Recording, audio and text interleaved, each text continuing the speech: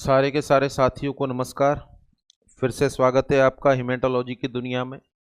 एक बेहद important topic complete कर चुके हैं लास्ट लेक्चर में अपन, जिसका नाम है blood group erythroblastosis fetalis RH incompatibility, ABO incompatibility और लास्ट में ब्लड ट्रांसफ्यूजन।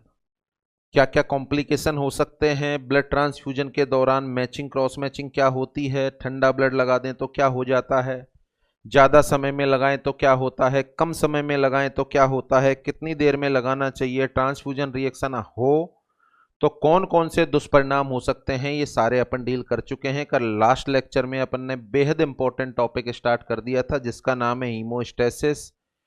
हीमोस्टेसिस में अपन ब्लड कोएगुलेशन पढ़ने वाले हैं, बट एक छोटा सा टॉपिक जिस पर 5-7 मिनट की चर्चा और हो जाए कि ब्लड ग्रुप में एक स्पेशल तरह का नाम जो आजकल सुनने को मिलता है और कई सारे बड़े हॉस्पिटल्स में, प्राइवेट में तो इसकी टेस्टिंग भी होती है, वो पर्टिकुलर नाम है बॉम्बे ब्लड ग्रुप। तो कभी इससे संबंधित वैसे एक ही क्वेश्चन बनता है जिसके बारे में आपको ध्यान रखना है। तो क्या होता है बॉम्बे ब्लड ग्रुप और आप सारे साथियों को इसके बारे में क्या जानकारी है, इस पर अपन को डिस्कस करना है। क्वेश्चन जो बनता है सुने, इधर की साइड में 4 ऑप्शन लिख दिए हैं मैंने। पहला ऑप्शन है ओ, दूसरा है AB, तीसरा है बॉम्बे ब्लड ग्रुप और चौथा है नन ऑफ देम।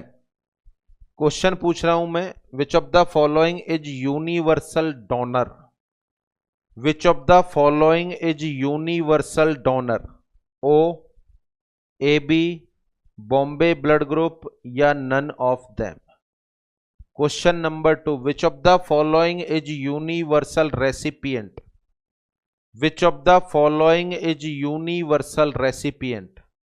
अब देखें, यदि बॉम्बे ब्लड ग्रुप को ऑप्शन से हटा दें और क्वेश्चन में पूछूं यूनिवर्सल डोनर कौन है, आंसर इज ए। अगर पूछ लिया जाए यूनिवर्सल रेसिपिएंट कौन है तो आंसर इज ए बी। अब चूंकि यहां पर एक ट्विस्ट आ गया क्योंकि मैंने एक ऑप्शन एडिशनल लिख दिया जिसका नाम है बॉम्बे ब्लड ग्रुप, तो यहां पर मेरा सीधा साधारण सा क्वेश्चन है कि बॉम्बे ब्लड ग्रुप वाला किस किस को ब्लड दे सकता है। क्या ए वाले को दे सकता है, क्या बी वाले को दे सकता है, क्या ए बी वाले को दे सकता है, क्या ओ वाले को दे सकता है, या किसी को नहीं दे सकता, केवल बॉम्बे वालों को ही दे सकता है।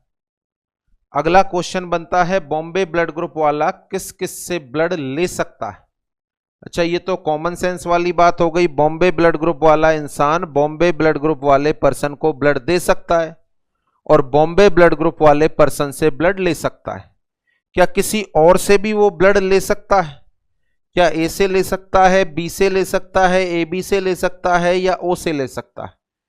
तो यहां पर ये पर्टिकुलर क्वेश्चन है जिसका जवाब जानने के लिए अपन बॉम्बे ब्लड ग्रुप पढ़ने वाले हैं। तो शुरुआत की जाए बॉम्बे ब्लड ग्रुप के बारे में। देखिए, बॉम्बे ब्लड ग्रुप में सबसे पहले तो ऐसा नहीं कि ये बॉम्बे में मिलता है, एक स्पेशल तरह का टैग है। जैसे कार्ल लैंडस्टीनर का ब्लड ग्रुप होता है एबीओ, इसी तरह का एक स्पेशल ब्लड ग्रुप होता है जिसका नाम है बॉम्बे ब्लड ग्रुप। सबसे पहले समझे किस तरीके से डिस्कवरी हुई बॉम्बे ब्लड ग्रुप की। तो डिस्कवरी की गई वाईएस बिंडे के द्वारा। The discovery of Bombay blood group was made by YS Binde. सन 1962 के दौरान बॉम्बे में एक मरीज भर्ती हुआ था। सन 1962 के दौरान बॉम्बे में एक मरीज भर्ती हुआ था। ये वो मरीज था, 1962 की चर्चा कर रहे हैं अपन। 1962 में एक मरीज भर्ती हुआ था। इस मरीज को ब्लड की आवश्यकता हुई। ब्लड की आवश्यकता होने के बाद, जैसे लास्ट लेक्चर में अपन ने पढ़ा, इसके 2 सैंपल लिए, ब्लड बैंक में पहुंचे। ब्लड बैंक में पहुंचने के बाद वहां पर इसका ब्लड ग्रुप निर्धारित हुआ ओ। जब इसका ब्लड ग्रुप ओ निर्धारित हुआ, जो बॉम्बे में भर्ती ये मरीज था, ये वहां फिजिशियन थे जो वर्क कर रहे थे, वाईएस बिंडे, तो ब्लड बैंक वालों ने इसको ओ ब्लड ग्रुप का बैग दे दिया। ब्लड बैंक वालों ने इसको ओ ब्लड ग्रुप का बैग दे दिया। ओ ब्लड ग्रुप का बैग लेने के बाद ये यहां पर ओ ब्लड ग्रुप आया और इस इंसान को लगाया। जैसे ही इस इंसान को ओ ब्लड ग्रुप लगाया गया, इस इंसान के अंदर ट्रांसफ्यूजन रिएक्शन हुई। ट्रांसफ्यूजन रिएक्शन होगी तो क्या परिणाम होगा कि भैया रोक दो रोकने के बाद इसका ब्लड सैंपल ब्लड बैंक में भेजेंगे कि भैया चेक करो, गड़बड़ हो गई, गलती हो गई, मरीज को ब्लड लगा रहे हैं तो ट्रांसफ्यूजन रिएक्शन हो रही है। अपन ने इसका ब्लड सैंपल दोबारा भेजा, वहां से दूसरा बैग अपन को दे दिया, दूसरा बैग फिर इसको लगाया, फिर रिएक्शन हुई। ब्लड बैंक पूरी तरीके से गलत साबित हुआ।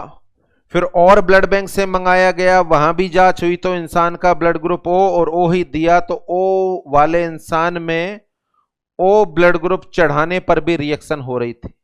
इसका मतलब ये समझ में आ गया कि इस इंसान के शरीर में कुछ स्पेशल तरह का ब्लड ग्रुप है। इस इंसान के शरीर में कुछ स्पेशल तरह का ब्लड ग्रुप है। अब ये तो समझ ही सकते हो आप, जब इसका ब्लड ग्रुप चेक हो रहा है वो आ रहा है ओ और ओ वाला अपन दे रहे हैं, उसी से रिएक्शन हो रही है, तो इनसे तो रिएक्शन होगी होगी। अपन ने पढ़ा है ओ वाला इंसान केवल ओ वाले इंसान से ब्लड ग्रहण कर सकता है, तो रिएक्शन बाकी से तो होगी होगी, ये तो कंफर्म बात है। अब अल्टीमेटली फिर जब एनालिसिस किया गया तो इस इंसान में एक स्पेशल तरह का ब्लड ग्रुप मिला। जब एनालिसिस किया गया तो इस इंसान में एक स्पेशल तरह का ब्लड ग्रुप मिला। अब इसके लिए समझे, थोड़ा सा इनमें भी अपन को बदलाव लाना होगा इस टॉपिक को समझने के लिए। देखिए, ए ब्लड ग्रुप वाला इंसान, ये इंसान की आरबीसी, आरबीसी की सरफेस पर कौन सी एंटीजन मौजूद है? ए। एंटीबॉडी कौन सी है? बीटा। बी ब्लड ग्रुप वाला इंसान, इसकी आरबीसी की सरफेस पर कौन सी एंटीजन है? बी। एंटीबॉडी कौन सी है? Alpha. A B blood group का इंसान, इसकी आरबीसी की सरफेस पर दोनों एंटीजन मौजूद हैं, ए और बी दोनों। एंटीबॉडी कौन सी है? इसमें एब्सेंट है। ए बी ब्लड ग्रुप वाले इंसान में कोई भी एंटीबॉडी नहीं होती।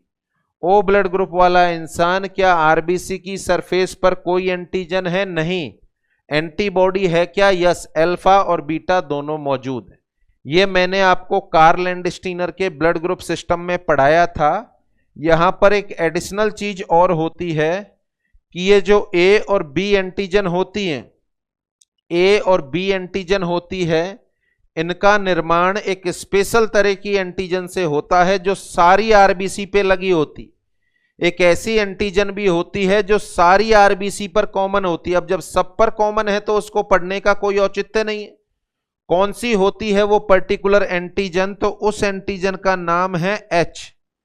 ए वाली आरबीसी पर भी लगी हुई है एच, बी वाली पर भी एच लगी हुई है, ए बी वाली पर भी एच लगी हुई है और ओ वाली पर भी एच लगी हुई है।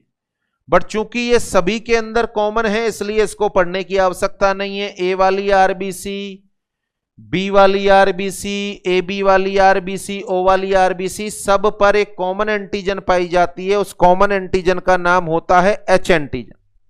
अच्छा, चारों के चारों ब्लड ग्रुप में एच एंटीजन मौजूद है। इस एच एंटीजन की एंटीबॉडी का नाम है एंटी एच।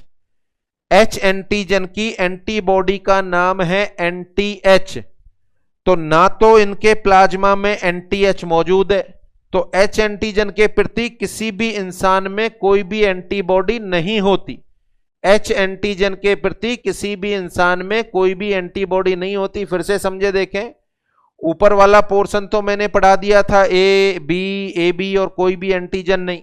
एक और एडिशनल चीज बता रहा हूं मैं कि ये जो ए और बी होती हैं, तो ए और बी की सरफेस पर इनको बनाने के लिए एक और एंटीजन होती है जिसका नाम है एच। तो एच ऐसी एंटीजन है जो सभी पर है, यानी ओ ब्लड ग्रुप वाले इंसान की आरबीसी पर भी एच एंटीजन होती है, परंतु एच एंटीजन के लिए किसी भी तरह की एंटीबॉडी किसी भी इंसान में नहीं होती। तो एच एंटीजन तो ऐसी एंटीजन हो गई जो सारे लोगों में कॉमन है, सारे के सारे इंसानों में है। ये जो इंसान मिला जिसके बारे वाईएस बिंडे के बारे में अपन डिस्कस कर रहे हैं, ब्लड बैंक में कौन सा ब्लड ग्रुप चेक हुआ था? इसका ओ। ब्लड बैंक वालों ने कौन सा दिया? ओ। उसको लेकर आए, इस इंसान को चढ़ाया तो रिएक्शन हुई। दूसरी ब्लड बैंक से लेकर आए तब भी रिएक्शन हुई, तीसरी से लेकर आए तब भी रिएक्शन हुई। इसका मतलब इस इंसान के ब्लड में कुछ तो गड़बड़ है। तो इस इंसान के ब्लड में गड़बड़ ये मिली कि इस इंसान के ब्लड में एंटी एच एंटीबॉडी प्रेजेंट मिली। इस इंसान के ब्लड में एंटी एच एंटीबॉडी मौजूद मिली। अब सोचो, एंटी एच एंटीबॉडी मौजूद है तो किसी भी इंसान का ब्लड लगा दो, इसको ए वाले का लगा दो, बी वाले का लगा दो, ए बी वाले का लगा दो, ओ वाले का लगा दो। ओ वाले का लगाओगे तो ओ वाले की आरबीसी की सरफेस पर भी एच एंटीजन है, अल्टीमेटली रिएक्शन होगी। यानी ये वाला इंसान सबसे अलग मिला, ये वाला इंसान सबसे अलग मिला। सबसे अलग कैसे मिला? इस इंसान की आरबीसी पर एच एंटीजन नहीं है। ये एकमात्र ऐसा इंसान मिला जिसकी आरबीसी पर एच एंटीजन नहीं है, परंतु इस इंसान के प्लाज्मा में एंटी एच एंटीबॉडी मौजूद है। एंटी एच एंटीबॉडी मौजूद है इस इंसान के प्लाज्मा में। और कौन सी एंटीजन एब्सेंट हो गई? H antigen. अब आप खुद बताओ, इसका ब्लड दे दो तो भी रिएक्शन होगी, बाकी का ब्लड दे दो तो भी रिएक्शन होगी। ओ ब्लड ग्रुप को यूनिवर्सल डोनर बोला है अपन ने, परंतु याद रखे यूनिवर्सल डोनर क्यों बोला है, आपको समझा दिया था कि ओ ब्लड ग्रुप वाले इंसान की आरबीसी की सरफेस पर कोई भी एंटीजन नहीं होती। परंतु अब इस कंसेप्ट के अनुसार मैं आपको बताऊं तो एक एंटीजन होती है, बट उसको अपन ने इग्नोर किया था क्योंकि ये एंटीजन तो सभी में मौजूद है। परंतु दुनिया में कुछ इंसान ऐसे भी हैं जिनकी आरबीसी की सरफेस पर एच एंटीजन नहीं है, एच एंटीजन नहीं है, परंतु उनके प्लाज्मा में एंटी एच एंटीबॉडी मौजूद है। अब आप खुद बताओ, ये चारों में से किसी भी इंसान का ब्लड ले सकते हैं क्या? नहीं ले सकते। क्यों नहीं ले सकते? क्योंकि इनके प्लाज्मा में एंटी एच एंटीबॉडी मौजूद है और इनकी आरबीसी पर एच एंटीजन एब्सेंट है। ये सारी की सारी खोज वाई.एस. भिंडे के द्वारा की गई। ये पर्टिकुलर मरीज जहां पर भर्ती था उस जगह का नाम था बॉम्बे, जिसको वर्तमान में अपन मुंबई के नाम से जानते हैं। इस वजह से इस पर्टिकुलर इंसान में एक स्पेशल तरह का ब्लड ग्रुप मिला या स्पेशल तरह के ब्लड ग्रुप की खोज हुई और इस स्पेशल तरह के ब्लड ग्रुप को नाम दिया गया बॉम्बे ब्लड ग्रुप। इस स्पेशल तरह के ब्लड ग्रुप को नाम दिया गया बॉम्बे ब्लड ग्रुप। देखें, बॉम्बे ब्लड ग्रुप जिन इंसानों में पाया जाता है उनकी खासियत बता दो। खासियत यह है इनकी कि इनकी आरबीसी की सरफेस पर एच एंटीजन नहीं होती, परंतु इनके प्लाज्मा में एंटी एच एंटीबॉडी मौजूद होती है।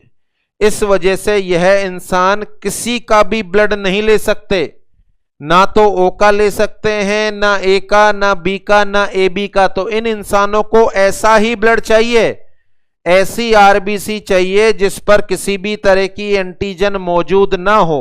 तो बॉम्बे ब्लड ग्रुप वाले इंसान केवल और केवल किसका ब्लड ले सकते हैं? बॉम्बे ब्लड ग्रुप वाले इंसान केवल और केवल किसका ब्लड ग्रुप ले सकते हैं? उन्हीं इंसानों का जिनका ब्लड ग्रुप कौन सा होगा? Bombay blood group. तो यदि किसी इंसान का blood group Bombay blood group है तो नेट पर पर्टिकुलर इसकी साइट बनी हुई है, उन लोगों से कांटेक्ट करना पड़ता है जिनका blood group Bombay blood group है, तो वही लोगों को बुलाना पड़ता है, तभी जाके इनको ब्लड दिया जाता है। तो यह केवल और केवल बॉम्बे ब्लड ग्रुप वाले इंसानों से ब्लड ले सकते हैं। अच्छा, ये वाला इंसान किसी और को ब्लड दे सकता है क्या? सोचो, ये वाला इंसान इस इंसान को ब्लड दे रहा है, कोई समस्या होने वाली है क्या?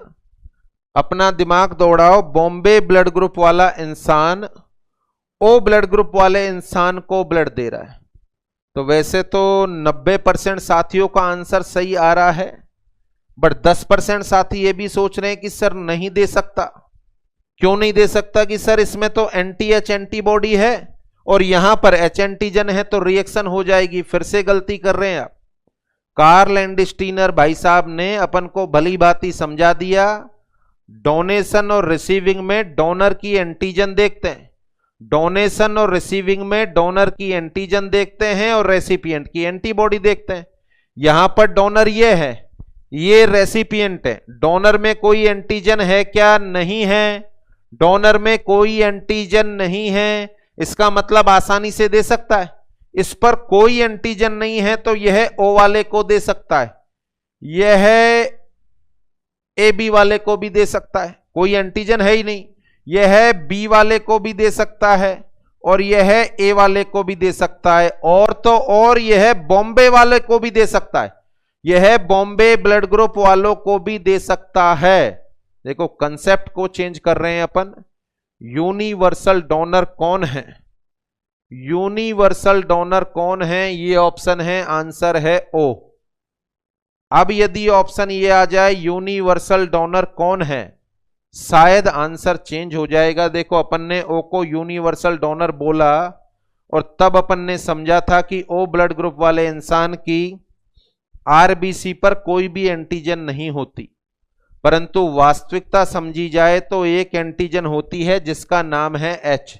अब चूंकि H सभी पर होती है इसलिए अपन ने डिस्कस नहीं किया था, पर दुनिया में कुछ इंसान ऐसे भी हैं जिन पर H भी नहीं होती, जिन पर H एंटीजन भी एब्सेंट होती है। उन इंसानों का ब्लड ग्रुप कौन सा है? Bombay blood group. तो बॉम्बे ब्लड ग्रुप वाला बॉम्बे ब्लड ग्रुप वाले को दे सकता है, O वाले को दे सकता है, AB वाले को दे सकता है, B वाले को दे सकता है, A वाले को दे सकता है। बताओ, पांचों को दे सकता है। अच्छा, O वाला इन चारों को दे सकता है बट इस पांचवें को नहीं दे सकता। O वाला बॉम्बे ब्लड ग्रुप वालों को नहीं दे सकता। तो अब बताओ वास्तविक डोनर कौन हुआ? वास्तविक डोनर या यूनिवर्सल डोनर की बात करें और ऑप्शन में आपके O भी आ जाए और बॉम्बे ब्लड ग्रुप भी आ जाए तो बेस्ट आंसर क्या देना चाहेंगे आप? Bombay blood group. यानी बॉम्बे ब्लड ग्रुप वाले इंसान किसी भी इंसान को ब्लड दे सकते हैं, बट बॉम्बे ब्लड ग्रुप वाले इंसान क्या किसी भी इंसान से ब्लड ले सकते हैं? नहीं। बॉम्बे ब्लड ग्रुप वालों को जिंदगी में कभी ब्लड लेने की आवश्यकता पड़ेगी तो इन्हीं ब्लड ग्रुप वाले लोगों को ढूंढना पड़ेगा। तो बॉम्बे ब्लड ग्रुप वाले केवल और केवल बॉम्बे ब्लड ग्रुप वालों का ब्लड ले सकते हैं, परंतु यह सभी को ब्लड दे सकते हैं। तो O ब्लड ग्रुप से भी ज्यादा बेहतर, O ब्लड ग्रुप से भी ज्यादा बेहतर यदि यूनिवर्सल डोनर की बात करें तो वो यूनिवर्सल डोनर कौन होगा? Bombay blood group. तो जो मैंने क्वेश्चन आपसे पूछे थे, ये चार ऑप्शन देने के बाद तो क्या पूछा था मैंने कि इनमें यूनिवर्सल डोनर बता दो, यूनिवर्सल डोनर बता दो। Answer is Bombay blood group. इन चारों में से यूनिवर्सल रेसिपिएंट बता दो, तो इसमें कोई बदलाव नहीं आया, answer is AB। Universal recipient आए तो आंसर इज AB और यूनिवर्सल डोनर आए तो आंसर होगा Bombay blood group. Bombay blood group का मतलब क्या समझे? इस ब्लड ग्रुप की खोज बॉम्बे के अंदर एक मरीज में हुई थी, इसलिए इस ब्लड ग्रुप को बॉम्बे ब्लड ग्रुप नाम दिया गया। इस बॉम्बे ब्लड ग्रुप की खोज YS बिंडे के द्वारा की गई थी। क्या विशेषता है बॉम्बे ब्लड ग्रुप वाले साथियों की? ये वो लोग होते हैं जिनकी आरबीसी की सरफेस पर H एंटीजन अनुपस्थित होती है। यह वो लोग होते हैं जिनकी आरबीसी की सरफेस पर H एंटीजन अनुपस्थित होती है, परंतु इनके प्लाज्मा में एंटी-H एंटीबॉडी मौजूद होती है, परंतु इनके प्लाज्मा में एंटी-H एंटीबॉडी मौजूद होती है। इस वजह से यह इंसान डोनेट तो किसी को भी कर सकते हैं, इस वजह से यह इंसान डोनेट तो किसी को भी कर सकते हैं, परंतु रिसीव करने की जब बारी आएगी तो यह केवल और केवल रिसीव कर सकते हैं कौन से पर्सन से? बॉम्बे ब्लड ग्रुप वालों से। तो इस टॉपिक को पढ़ाकर मैंने आपको यह सिखाया कि यदि यूनिवर्सल डोनर आए, यदि यूनिवर्सल डोनर आए तो यूनिवर्सल डोनर में O ब्लड ग्रुप के साथ साथ बॉम्बे ब्लड ग्रुप भी ऑप्शन दिया हुआ है, तो आप O ब्लड ग्रुप को टिक नहीं करते हुए बॉम्बे ब्लड ग्रुप को टिक करना चाहिए। Is that clear? तो ये बॉम्बे ब्लड ग्रुप का टॉपिक जो बचा हुआ था वो क्लियर हो गया। अब बेहद इंपॉर्टेंट टॉपिक जिस पर कल अपन डील कर रहे थे उसको फिर से पढ़ना स्टार्ट करेंगे। टॉपिक का नाम है हीमोस्टेसिस। टॉपिक का नाम है हीमोस्टेसिस। जो दो शब्दों से मिलकर बना। हीमो शब्द का मतलब होता है ब्लड और स्टेसिस शब्द का मतलब होता है स्टॉपेज। हीमो का मतलब होता है ब्लड और स्टेसिस का मतलब होता है स्टॉपेज। देखें, स्टॉपेज का मतलब क्या होगा? आपकी मेरी ब्लड वेसल में ब्लड बह रहा है, अब वो बहता हुआ ब्लड रुकेगा थोड़ी, रुकेगा तो फिर इश्केमिया या थ्रोम्बस बनेगा। ब्लड को रोकना कब है? जब वो शरीर से बाहर बहने लगे। अच्छा, शरीर से बाहर कब बहेगा वो ब्लड? जब आपको चोट लगेगी। जब भी किसी इंसान के शरीर में किसी तरह की इंजरी या ट्रॉमा होता है और शरीर की ब्लड वेसल से ब्लड बाहर निकलने लगता है, थोड़ी देर में उस बहते हुए ब्लड का रुकना, थोड़ी देर में उस बहते हुए ब्लड का रुकना हीमोस्टेसिस कहलाता है। देखिए, नॉर्मल तौर पर दो अलग अलग वर्ड हैं। जैसे शुरुआत में बहुत पहले एक क्वेश्चन पूछा था मैंने, जब कंपोजिशन ऑफ ब्लड पे डिस्कस हो रही थी और प्लेटेलेट मैंने आपको पढ़ाना स्टार्ट किया था कि बताओ कोएगुलेशन ऑफ ब्लड क्या किससे कहते हैं, तो साथी के दिमाग में आंसर आता है कि सर ब्लड का थक्का जमना। दिया भी था बहुतों ने आंसर। अच्छा, ब्लड का थक्का जमना ये तो हिंदी अनुवाद हो गया।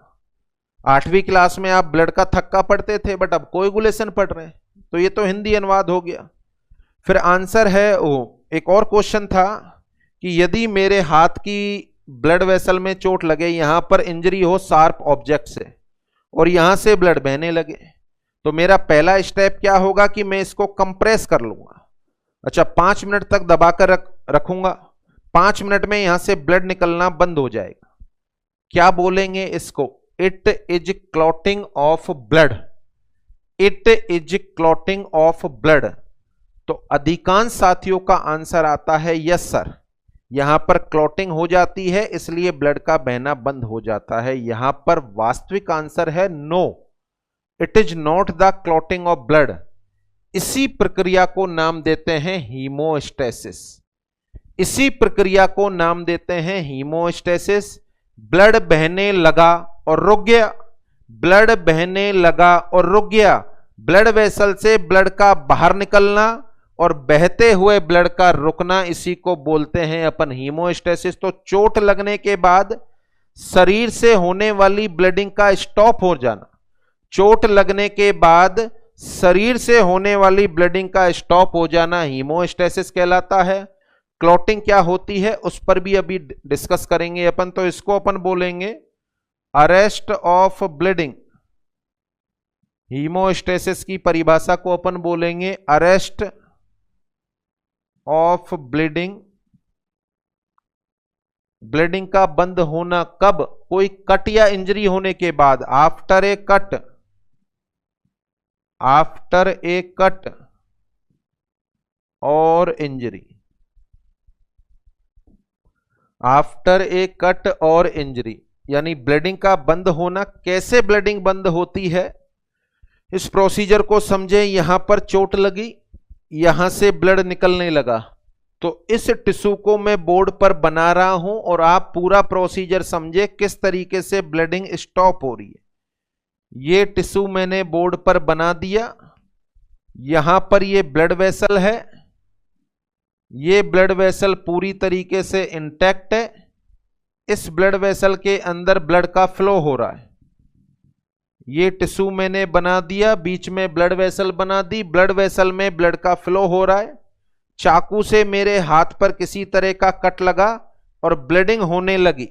देखें, ये कट लग गया और कट लगने के बाद यहां से ब्लड बाहर निकलने लगा। इस अवस्था को तो अपन नाम देते हैं ब्लीडिंग। थोड़ी देर में यहां से ब्लीडिंग होना बंद हो जाएगा, 2-4 मिनट में यहां से ब्लीडिंग होना बंद हो जाएगा। इस बहते हुई ब्लीडिंग का बंद हो जाना, इसी को अपन नाम देंगे हीमोस्टेसिस। कैसे होगा हीमोस्टेसिस, इस बात को समझें। देखें, ये ब्लड का फ्लो यहां पर हो रहा है। इस ब्लड में है क्या क्या? आरबीसी है, डब्ल्यूबीसी है, प्लेटेलेट्स हैं, प्लाज्मा प्रोटीन है, क्लॉटिंग फैक्टर है। ये सारे के सारे कंपोनेंट ब्लड के अंदर मौजूद हैं। जैसे ही यहां पर चाकू से वार हुआ या कट लगा तो टिश्यू भी इंजर्ड हुआ। चाकू से वार हुआ या कट लगा तो टिश्यू भी इंजर्ड हुआ। सबसे पहली प्रक्रिया में क्या होता है कि ये इंजर्ड टिश्यू की सेल है, ये इंजर्ड टिश्यू की सेल है, यह एक सब्सटेंस सीक्रेट करती है। उस सब्सटेंस का नाम है सेरोटोनिन, उस सब्सटेंस का नाम है सेरोटोनिन। देखें ये इंजर्ड टिश्यू है, जो सेरोटोनिन सीक्रेट हुआ है यह सीक्रेट हुआ है इंजर्ड टिश्यू के द्वारा। तो इंजर्ड टिश्यू ने एक सब्सटेंस सीक्रेट किया जिसका नाम है सेरोटोनिन। इसके अलावा प्लेटलेट जो हैं, जो प्लेटलेट ब्लड में मौजूद हैं, जब यह इन रफ एजों के संपर्क में आएंगी, जब यह इन रफ एजों के संपर्क में आएंगी तो यह भी सेरोटोनिन सीक्रेट करती है। यानी यह सेरोटोनिन दो जगह से आया, एक तो इंजर्ड टिश्यू से आया, इंजर्ड टिश्यू में सेरोटोनिन सीक्रेट करने वाली पर्टिकुलर सेल का नाम है मास्ट सेल। तो यहां पर सेरोटोनिन दो जगह से आया, एक तो आया किससे, प्लेटलेट से आया, दूसरा किससे आया, मास्ट सेल से आया। ये जो सेरोटोनिन यहां पर आएगा इसका रिजल्ट ये होगा कि ये जो ब्लड वेसल का डायामीटर इतना है, यह डायामीटर इतने से कम हो जाएगा, बोले तो ब्लड वेसल का कंस्ट्रिक्शन हो जाएगा। तो सेरोटोनिन ने कंस्ट्रिक्शन करा दिया। इसका मतलब ये समझे कि ये जो पर्टिकुलर डायामीटर था ये कम हो गया। तो पहले इस पाइप से ब्लड निकल रहा था, अब इस पाइप से ब्लड निकल रहा है, तो ब्लड का निकलना कम हो जाएगा। तो पहला जो स्टेप होता है उस पहले स्टेप के अंतर्गत इस पर्टिकुलर ब्लड वेसल का कंस्ट्रिक्शन हो जाता है। इस पर्टिकुलर ब्लड वेसल का कंस्ट्रिक्शन हो जाता है। तो इस पहले फेज में जिसकी वजह से ब्लीडिंग कम हो रही है इसको अपन नाम देते हैं वेजो कंस्ट्रिक्शन। इस पर्टिकुलर फेज को अपन नाम देते हैं वेजो कंस्ट्रिक्शन। वेजो कंस्ट्रिक्शन को किसके द्वारा इनिशिएट किया गया, शायद समझ में आ रहा है आपको, सेरोटोनिन के द्वारा। सेरोटोनिन कहां से आया भैया, प्लेटलेट से आया और मास्ट सेल से आया। क्या किया इसने, ब्लड वेसल का वेजो कंस्ट्रिक्शन किया, जिसकी वजह से यहां से ब्लीडिंग होना कम हो गया। तो ये पहला स्टेप हो गया वेजो कंस्ट्रिक्शन। वेजो कंस्ट्रिक्शन होने के बाद ध्यान हो तो बहुत पहले अपन ने डिस्कस किया था टॉपिक प्लेटलेट, और एक चीज मैंने आपको समझाई थी और बोला था कि दिमाग में इसको फिक्स कर लेना। जब फिक्स करने वाली चीज कौन सी थी, वो फिक्स करने वाली चीज थी कि प्लेटलेट को जहां भी रफ एज दिखाई देते हैं वहां पर ये चिपकने लग जाती, और चिपकने का मतलब है एडियर होना, बोले तो वहां पर प्लग बना लेती। सोचो ये अपने ब्लड में प्लेटलेट का फ्लो भी हो रहा है, ब्लड वेसल में जैसे ही इंजरी हुई है तो बताओ यहां पर रफ एज का निर्माण हो गया। रफ एज का निर्माण होने का परिणाम क्या होगा, इस ब्लड में जो प्लेटलेट हैं यहां पर चिपकने लग जाएंगी। इस ब्लड में जो प्लेटलेट हैं वह यहां पर चिपकने लग जाएंगी, एडियर होने लग जाएंगी। बताओ प्लेटलेट के एडियर होने से, प्लग बनाने से जो गैप इतना था वो गैप फिर से कम हो जाएगा, इंजरी का गैप जो ज्यादा था वो कम हो जाएगा। तो दूसरे स्टेप में जैसे ही प्लेटलेट को रफ एज देखने को मिलते हैं, प्लेटलेट यहां पर प्लग बना लेती हैं। प्लेटलेट के द्वारा प्लग बनाना, इस पर्टिकुलर फेज को नाम देते हैं प्लेटलेट प्लग फॉर्मेशन। इस पर्टिकुलर फेज को नाम देते हैं प्लेटलेट प्लग फॉर्मेशन। तो पहला स्टेप तो हो गया वेजो कंस्ट्रिक्शन। किसके स्टेप्स की बात कर रहे हैं अपन, हीमोस्टेसिस के स्टेप। इसका पहला स्टेप तो हो गया वेजो कंस्ट्रिक्शन। दूसरा स्टेप, जैसे ही इनको रफेज मिले वहां पर प्लेटलेट ने प्लग बनाना स्टार्ट कर दिया, इसको अपन बोलेंगे प्लेटलेट प्लग फॉर्मेशन। इतनी देर में क्या होगा, इस पर्टिकुलर ब्लड प्लाज्मा या सीरम में 13 क्लॉटिंग फैक्टर होते हैं। 13 क्लॉटिंग फैक्टर किसी सब्सटेंस की वजह से एक्टिवेट होने लगेंगे, और ये फैक्टर ऐसे होते हैं, अभी इसके बाद पढ़ाऊंगा मैं आपको इनको, ये एक दूसरे को भी एक्टिवेट करते हैं। तो एक से दूसरा, तीसरा, चौथा, पांचवा, ऐसे धीरे धीरे एक्टिवेट होकर सारे फैक्टर एक्टिवेट हो जाएंगे, और सारे के सारे फैक्टर के एक्टिवेट होने के बाद अपने ब्लड प्लाज्मा या सीरम में एक प्रोटीन होता है जिसका नाम है फिब्रिनोजन। एक पर्टिकुलर प्रोटीन होता है, इस प्रोटीन का नाम है फिब्रिनोजन। यह भी एक क्लॉटिंग फैक्टर होता है। यह फिब्रिनोजन प्लाज्मा में घुलनशील होता है और दूसरे क्लॉटिंग फैक्टर की प्रेजेंस में, खासकर थ्रोम्बिन की प्रेजेंस में, यह अनसॉल्युबल प्रोटीन में कन्वर्ट हो जाता है और इस पर्टिकुलर अनसॉल्युबल प्रोटीन को बोलते हैं फिब्रिन। तो लास्ट में जब क्लॉटिंग फैक्टर का एक्टिवेशन होगा तो पाया जाने वाला प्लाज्मा प्रोटीन फिब्रिनोजन जो प्लाज्मा में घुलनशील है वह अघुलनशील फिब्रिन में कन्वर्ट हो जाएगा, जिसका जाल बन जाएगा और यह जाल जहां से ब्लीडिंग हो रही है वहां पर चिपक जाएगा। यह जाल जहां से ब्लीडिंग हो रही है वहां पर चिपक जाएगा और यहां से ब्लड का निकलना पूरी तरीके से बंद हो जाएगा।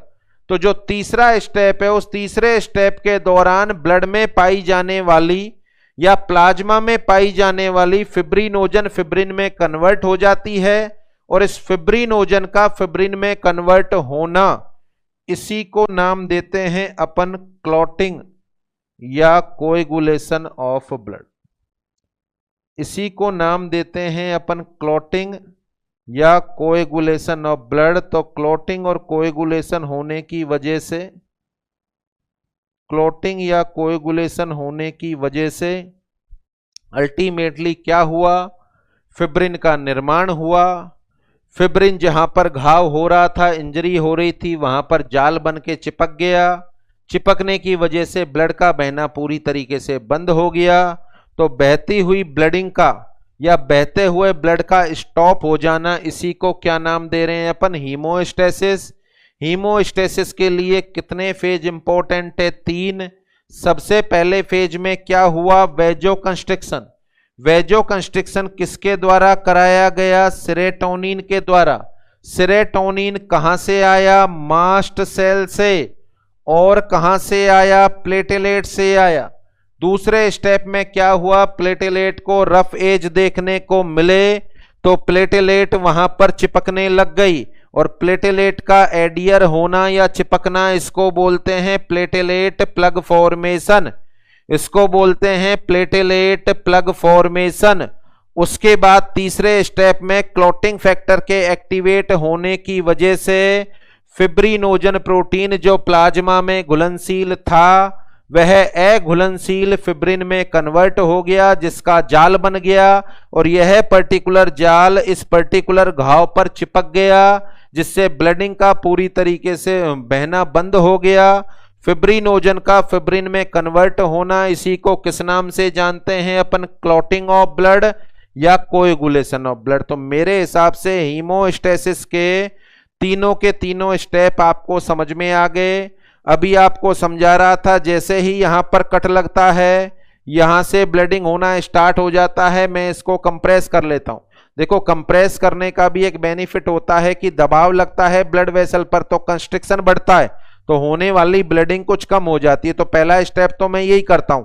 अब अंदर ही अंदर क्या हुआ, 4 मिनट बाद यहां से ब्लड का बहना बंद हो गया। मैंने हाथ हटाया तो अंदर ही अंदर क्या हुआ, सबसे पहले तो क्या हुआ होगा, वेजो कंस्ट्रिक्शन हुआ होगा। किसने किया होगा, सेरोटोनिन ने किया होगा। कहां से आया होगा, मास्ट सेल से या प्लेटेलेट से आया होगा। इसके बाद क्या हुआ होगा, प्लेटेलेट का प्लग फॉर्मेशन हुआ होगा। इसके बाद क्या हुआ होगा, क्लॉटिंग या कोएगुलेशन हुआ होगा। क्लॉटिंग या कोएगुलेशन का मतलब फिब्रिनोजन किसमें कन्वर्ट हो गई होगी, फिब्रिन। तो मेरे हिसाब से टोटली समझ में आ गया। अभी तक अपन ने क्या डील किया है, haemostasis. What is the haemostasis, answer है अरेस्ट या stoppage of bleeding after a cut और इंजरी। अरेस्ट और stoppage of bleeding after a cut और injury is known as haemostasis.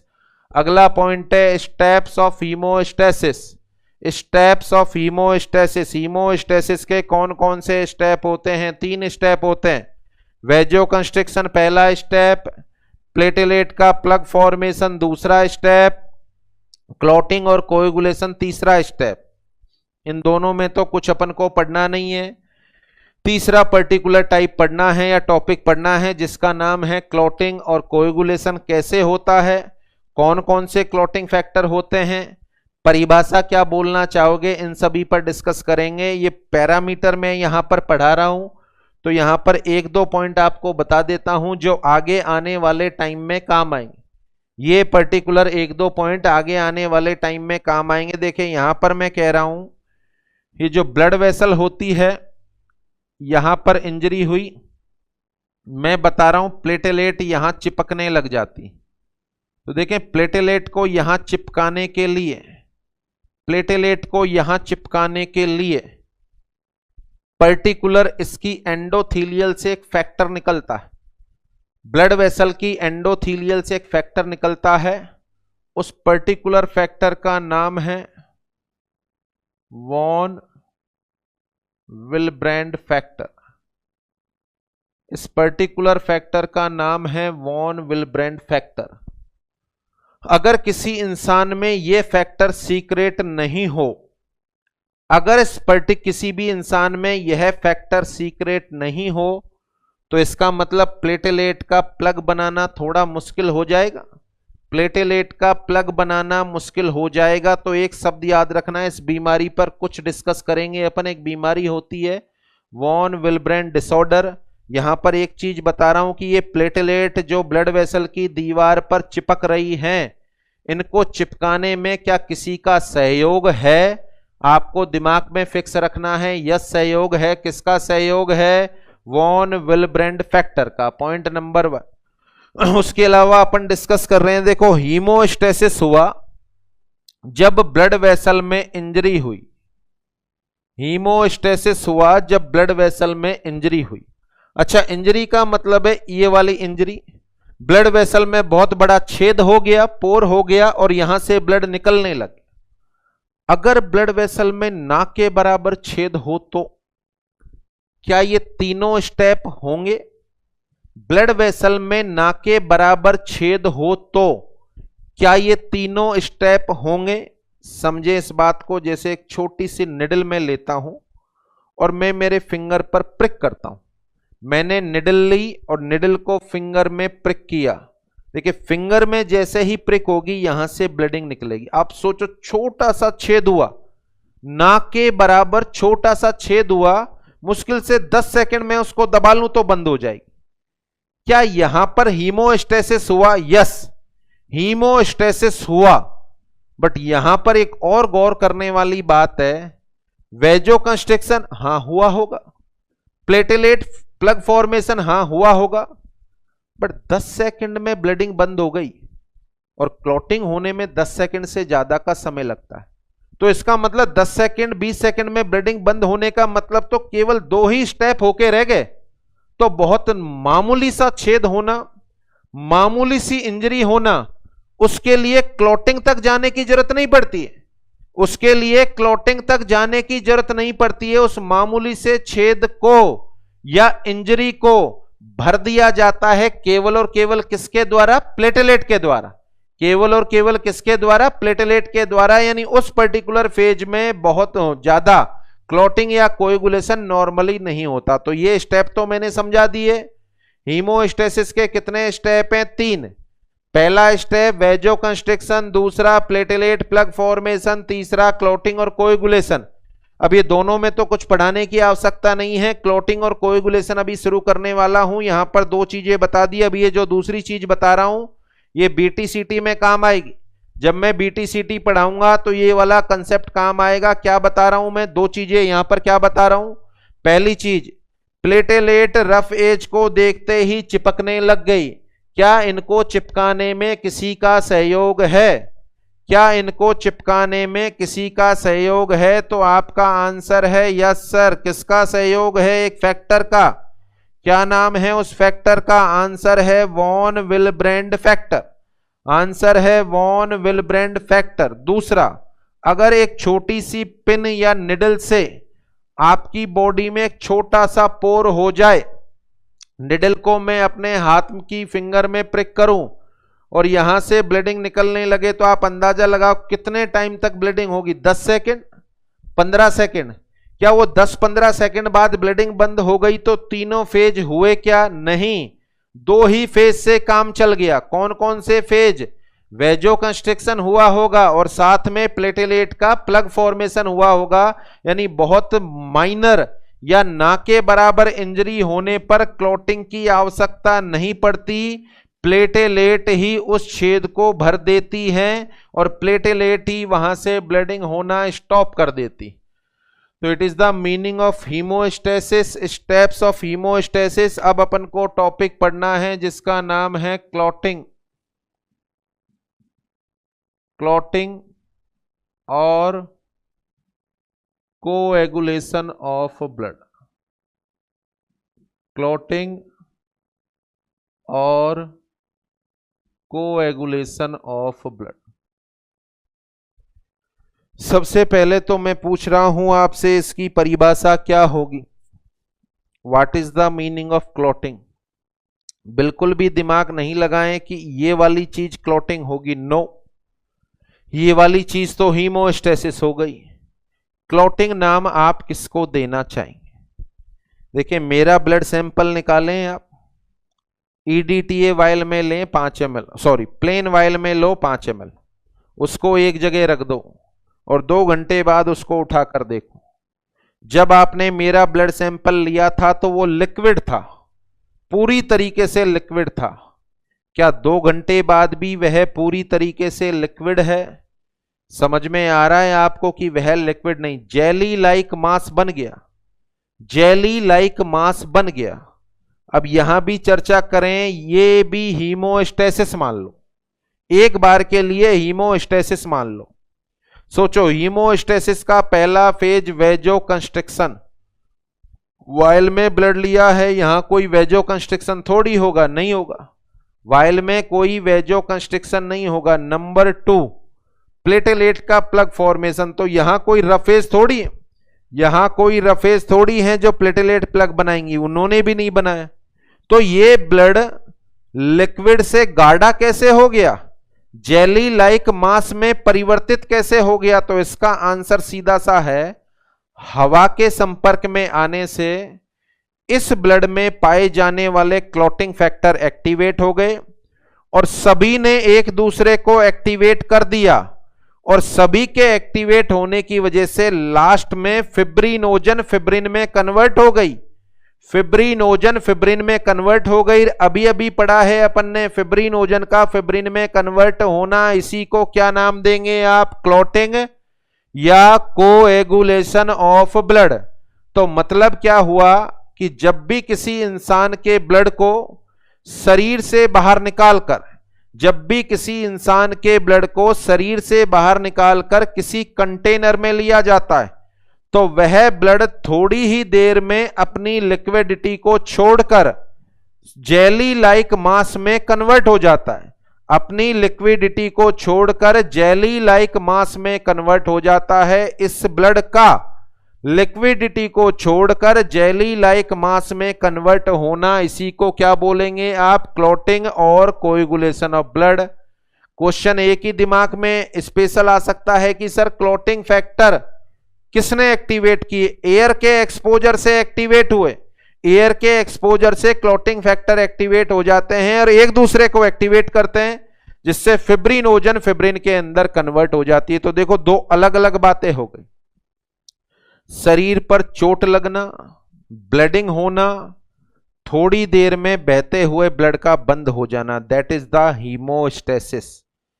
क्या हीमोस्टेसिस में भी क्लॉटिंग होती है? यस, हीमोस्टेसिस में भी क्लॉटिंग होती है। नंबर 2, इंसान के ब्लड को शरीर से बाहर किसी टेस्ट ट्यूब या कंटेनर में लिया जाना और थोड़ी ही देर में उसका जम जाना, थोड़ी ही देर में उसका जम जाना, इसको क्या नाम देंगे अपन? क्लॉटिंग और कोएगुलेशन ऑफ ब्लड। तो point number 1 definition, point number 1 definition, क्या परिभाषा होगी क्लॉटिंग और कोएगुलेशन की?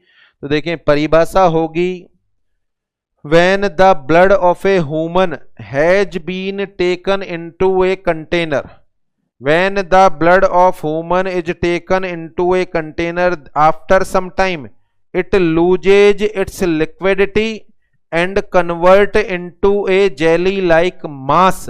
The process is known as coagulation और क्लॉटिंग ऑफ ब्लड। कैसे होता है कोएगुलेशन और क्लॉटिंग? तो क्लॉटिंग को कराने के लिए कुछ पर्टिकुलर फैक्टर की आवश्यकता होती है, और क्लॉटिंग कराने वाले या क्लॉटिंग को एक्सेलरेट करने वाले फैक्टर्स को नाम देते हैं क्लॉटिंग फैक्टर्स। उन पर्टिकुलर फैक्टर को नाम देते हैं क्लॉटिंग फैक्टर्स। देखें यहां पर जो सबसे पहले अपन को पढ़ना है वो तो है क्लॉटिंग फैक्टर्स। भली भांति अच्छे से जानते हैं आप कितने होते हैं क्लॉटिंग फैक्टर्स? आंसर है 13। कितने होते हैं क्लॉटिंग फैक्टर्स? आंसर है 13। There are 13 clotting factor. There are 13 clotting factor. कौन कौन से फैक्टर होते हैं? तो सबसे पहले तो लिखेंगे अपन उन्हें। फैक्टर नंबर 1, बहुत सारे साथी रिमाइंड करें क्योंकि ये एक ऐसा टॉपिक होता है जो फर्स्ट ईयर में अपने एग्जाम में आता है। फर्स्ट ईयर में ब्लड में से थ्योरेटिकली 2 ही क्वेश्चन आते हैं, या तो एरिथ्रोपोइसिस आता है सामान्यतः या क्लॉटिंग आता है। तो क्लॉटिंग जब अपन पढ़ते हैं तो क्लॉटिंग फैक्टर उसमें अपन लिख के आते हैं, क्योंकि 2-3 पन्ने भरते हैं अपन इसमें अच्छे से। तो यहां क्लॉटिंग फैक्टर शायद आपकी पुरानी मेमोरी के अनुसार ध्यान हो तो पहले फैक्टर का नाम है फिब्रिनोजन। फैक्टर नंबर 2 जिसका नाम है प्रोथ्रोम्बिन। प्रोथ्रोम्बिन। फैक्टर नंबर 3 जिसका नाम है tissue thromboplastin. Tissue thromboplastin. Factor number 4 जिसको तो सभी साथी भली भांति जानते होंगे। फैक्टर नंबर 4 है कैल्शियम। फैक्टर नंबर 5 जिसका नाम है लेबाइल फैक्टर। फैक्टर नंबर 6 जिसकी प्रेजेंस अभी तक प्रूव नहीं है। Presence has not proved. Presence has not proved. Factor number 7 stable factor. Factor number 7 है स्टेबल फैक्टर। इसके बाद फैक्टर नंबर 8, इसका नाम भी शायद सभी साथी जानते होंगे। हीमोफीलिया में इस फैक्टर की कमी हो जाती है। हीमोफीलिया में इस फैक्टर की कमी हो जाती है। फैक्टर का नाम है एंटी हीमोफीलिक फैक्टर। यहां मैं क्वेश्चन कर रहा हूं आपसे, हीमोफीलिया पहले आया? हीमोफीलिया पहले आया या एंटी हीमोफिलिक फैक्टर पहले आया? हीमोफीलिया पहले आया या एंटी हीमोफिलिक फैक्टर पहले आया? पहले किसकी खोज हुई?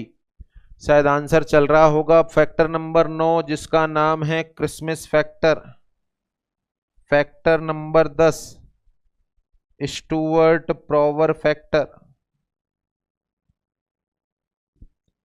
Factor number 11 plasma thromboplastin. Plasma thromboplastin antecedent. Factor number 12 Hageman factor. Factor number 12 Hageman factor. Factor number 13 last fibrin stabilising factor. Fibrin stabilising factor. These are the clotting factors. एक बार revise कर लें क्या क्या नाम हैं जो बोर्ड पर लिखे हुए हैं। शायद ये 13 के 13 आपने पढ़े होंगे।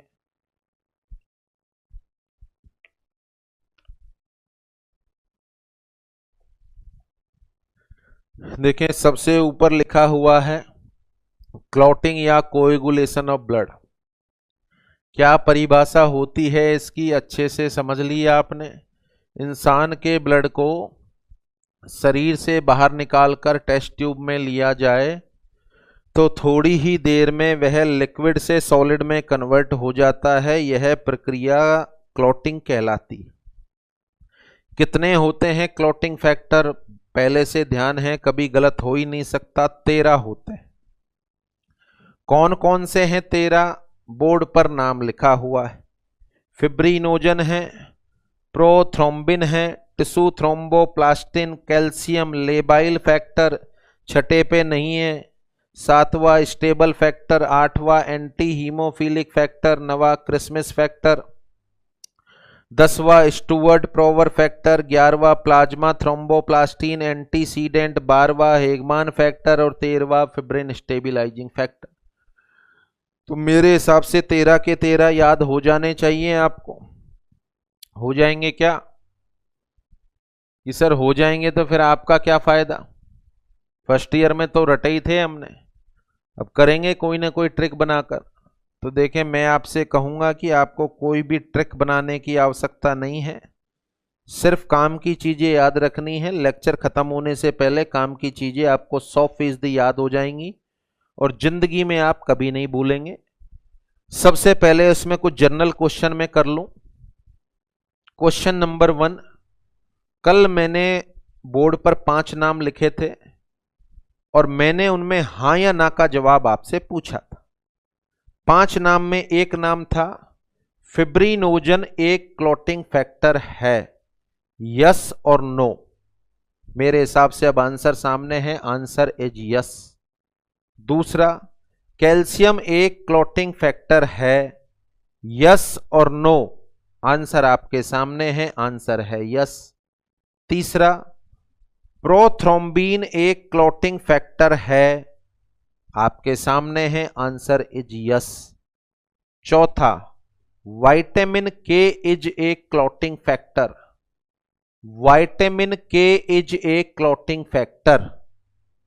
बहुत सारे साथियों के दिमाग में लास्ट लेक्चर में आंसर आया होगा यस, बट बोर्ड पर 13 के 13 नाम देखने के बाद आपको आंसर चेंज कर लेना चाहिए। आंसर हो गया आपका no, vitamin K is not a clotting factor, vitamin K is not a clotting factor, vitamin K clotting factor नहीं है। फिर अगला, thrombin is a clotting factor लिखा था कल मैंने बोर्ड पर, thrombin is a clotting factor. ढूंढो थ्रोम्बिन को, थ्रोम्बिन को ढूंढो।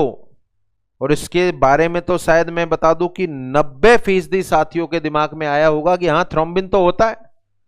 90% साथियों के दिमाग में आया होगा कि हां सर थ्रोम्बिन क्लॉटिंग फैक्टर होता है, बट ढूंढ लो कहीं थ्रोम्बिन मिल जाए तो देखो कल जो 5 नाम लिखे थे बोर्ड पर, फिब्रिनोजन है, प्रोथ्रोम्बिन है, कैल्शियम है, बट थ्रोम्बिन क्लॉटिंग फैक्टर है क्या? नहीं है।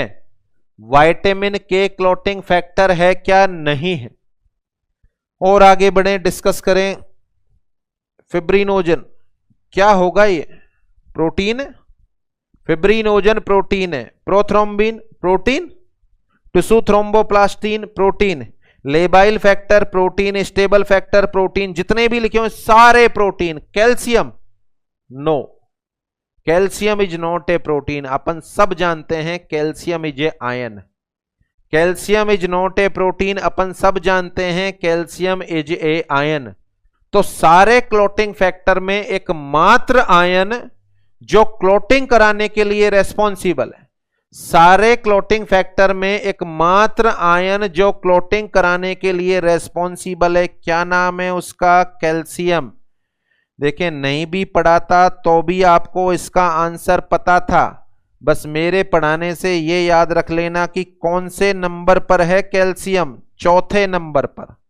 कौन से नंबर पर है कैल्शियम? चौथे नंबर पर है। तो क्लॉटिंग के लिए नेसेसरी एक इंपॉर्टेंट क्लॉटिंग फैक्टर जो आयन है, बाकी सारे प्लाज्मा प्रोटीन है, बाकी सारे के सारे प्लाज्मा प्रोटीन है। तो चौथे नंबर पर एक मात्र ऐसा फैक्टर है जो प्रोटीन नहीं है बल्कि आयन है, दैट इज द कैल्शियम। आगे बढ़े हैं आप, एक और क्वेश्चन करना चाहूंगा। छठा नंबर लिखा हुआ है प्रेजेंस हैज नॉट प्रूव्ड, यानी कि एब्सेंट है। अपन पहले से पढ़ते आए कि छठे नंबर पर जो फैक्टर है वो एब्सेंट है। तो यहां मैं बताना चाहूंगा जब भैया एब्सेंट ही है तो इसको लिखते ही क्यों हो, 13 की जगह 12 ही पढ़ लो। जब एब्सेंट ही बता रहे हैं तो 13 बार बार क्यों बोलते हैं। क्वेश्चन आए कितने होते हैं क्लोटिंग फैक्टर, आंसर देना है 13। तो जब एक है ही नहीं तो 13 की जगह 12 पढ़ लें अपन। क्या ऐसा संभव है? नहीं है। देखें, किसी भाई ने इसकी खोज की होगी, खोज करने के बाद किसी और दूसरे भाई ने कहा होगा कि भैया ये पहले वाले ने जो बताया है ये तो पहले से डिस्कवर्ड है, ये अलग से कुछ भी नहीं बता रहा। फिर और 4 जनों ने साथ दिया होगा कि हाँ यार ये आलोचना जो हो रही है वो सही हो रही है। तो पहले छठे नंबर पर किसी फैक्टर को रखा, फिर बाद में इसको हटा दिया गया। अब हटाने के बाद समस्या ये आई, देखो किसी भी किताब में आपने पढ़ा है तो कभी भी उनको इन फैक्टर्स को ऐसे नहीं पढ़ा होगा। आपने किसी भी किताब में ऐसे नहीं पढ़ा होगा, हमेशा रोमन में लिखा जाता है। इसका मतलब है इनका नंबर फिक्स कर दिया, इनका नंबर फिक्स कर दिया। अब छठे को गायब करते हो तो सबकी नंबरिंग गड़बड़ा जाएगी। अपन पढ़ते हैं हीमोफीलिया कौन से फैक्टर की कमी से होता है, 8 नंबर, फिर आंसर देना पड़ेगा 7 नंबर। हीमोफीलिया बी किसकी कमी से होता है, 9 नंबर, फिर आंसर देना पड़ेगा 8 नंबर। तो अल्टीमेटली सबका क्रम चेंज हो जाएगा, जो संभव नहीं है। सारे के सारे आर्टिकल जो बन चुके, बीमारियां बन चुकी इन फैक्टर की वजह से, उन सब को चेंज करना पॉसिबल होगा। इसलिए इस पर्टिकुलर फैक्टर को ज्यों का त्यों रखा हुआ है और इसकी जगह अपन लिखते हैं कि इसकी प्रेजेंस प्रूव नहीं हुई है या फिर यह पर्टिकुलर फैक्टर पूरी तरीके से एब्सेंट। आगे बढ़े आप। इसके अलावा देखो क्रिसमस फैक्टर, क्रिसमस एक नाम प्रतीत हो रहा है। स्टुअर्ट प्रोवर फैक्टर, ये भी एक नाम लग रहा है, शायद ढूंढा होगा। हेगमैन फैक्टर, ये भी एक नाम लग रहा है, ढूंढा होगा। इसका मतलब जिन जिन साइंटिस्टों ने जिन जिन फैक्टर को ढूंढा उसके हिसाब से नाम रख दिया। देखो एंटी हीमोफिलिक फैक्टर, ये साइंटिस्ट ने नहीं ढूंढा, ये फैक्टर मिला जिसकी कमी होने पर हीमोफीलिया हो जाता है। तो हीमोफीलिया के लिए रेस्पॉन्सिबल फैक्टर है फैक्टर नंबर 8, इसलिए फैक्टर नंबर 8 को नाम दे दिया एंटी हीमोफिलिक फैक्टर। अब गौर करें आप, पहले हीमोफीलिया आया या 8 नंबर का फैक्टर आया? पहले हीमोफीलिया आया, उसके बाद 8 नंबर का फैक्टर का नाम दिया एंटी हीमोफिलिक फैक्टर। तो ये जो नाम दिख रहे हैं आपको, Christmas factor, Stuart Prower factor, Hageman factor, ये जो पर्टिकुलर फैक्टर हैं, इन पर्टिकुलर फैक्टर का नाम खोजकर्ता ने दिया होगा, शायद ऐसा अपन को लगता है। और जो लगता है वो सही लगता है, परंतु एक नाम में थोड़ा सा बदलाव है।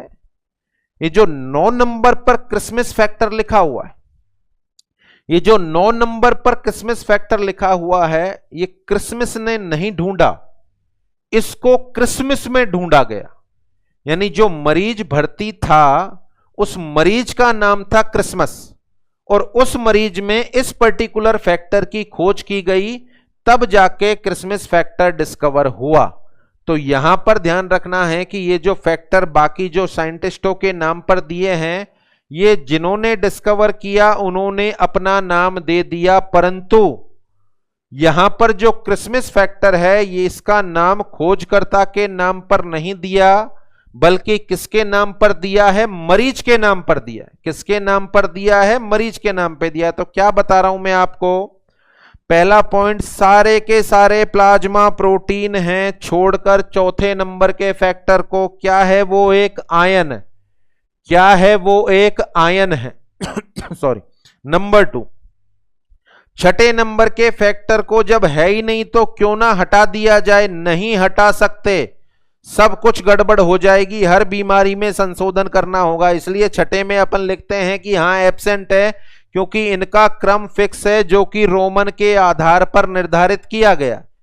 सभी में जो साइंटिस्टों के नाम आ रहे हैं वो खोजकर्ता के नाम है। हेगमैन ने खोजा था 12वां नंबर का, 10वें नंबर का स्टुअर्ट प्रोवर ने खोजा था, परंतु 9वें नंबर का फैक्टर क्रिसमस के अंदर खोजा गया था। मरीज का नाम क्रिसमस था, इसलिए क्रिसमस फैक्टर इसको नाम दिया। आगे बढ़े, आप देखें चौथे नंबर पर क्या लिखा हुआ है, कैल्शियम। अब मुझे बताओ, शायद कैल्शियम 5 साल बाद भी पूछे कि क्लॉटिंग फैक्टर में कौन से नंबर पर है, आंसर आ रहा है कैल्शियम। चलो और आगे बढ़ते हैं। यदि मैं आपसे कहूं क्लॉटिंग में सबसे कीमती फैक्टर का नाम बता दो, 13 के 13 फैक्टर में सबसे कीमती फैक्टर का नाम बता दो, तो शायद आंसर दिमाग में आ रहा है। और गजब की बात तो यह है, उसको रखा भी एक नंबर पर है।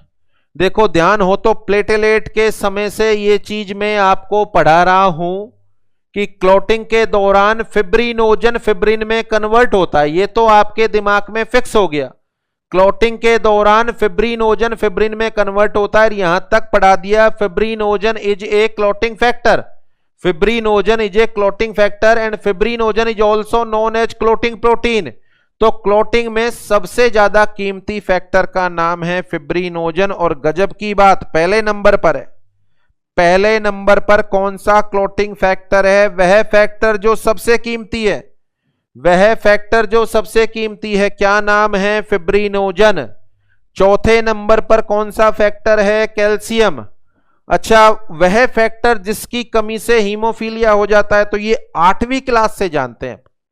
8वीं, 9वीं, 10वीं, 11वीं, 12वीं नर्सिंग, ये टोटल अपन ने पढ़ा है। 8वीं क्लास का बच्चा भी इसका आंसर देगा, कौन से फैक्टर की कमी से हीमोफीलिया हो जाता, कौन से फैक्टर की कमी से हीमोफीलिया हो जाता है? आंसर इस 8 नंबर के फैक्टर की कमी से।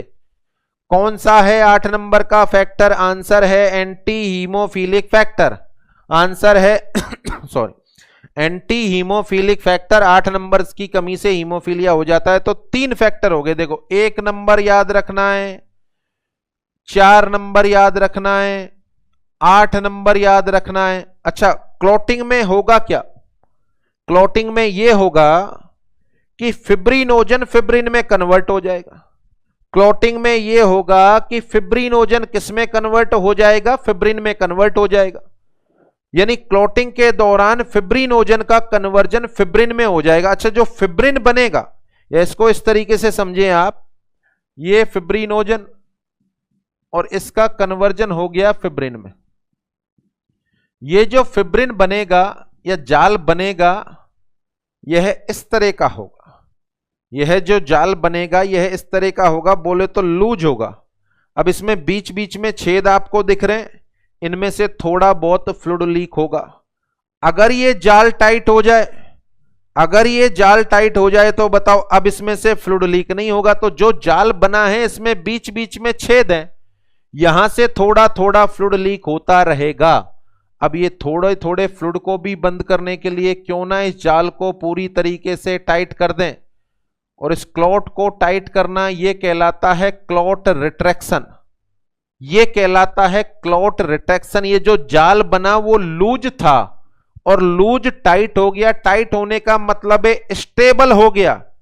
टाइट होने का मतलब है स्टेबल हो गया। देखो गौर करो, ये फिब्रिनोजन, ये बन गया फिब्रिन, ये बन गया फिब्रिन, और ये फिब्रिन स्टेबल हो गया। फिब्रिन को स्टेबल करने वाला, फिब्रिन को स्टेबल करने वाला फैक्टर सबसे लास्ट में काम में आएगा।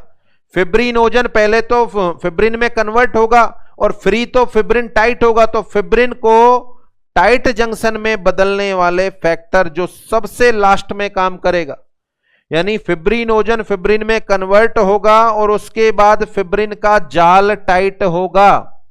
उसके बाद फिब्रिन का जाल टाइट होगा या क्लॉट टाइट होगा। तो वह फैक्टर जो सबसे अंत में काम करता है, सबसे अंत में रखा हुआ है। वह फैक्टर जो सबसे अंत में काम करता है, सबसे अंत में रखा हुआ है। क्या नाम है? Fibrin stabilising factor.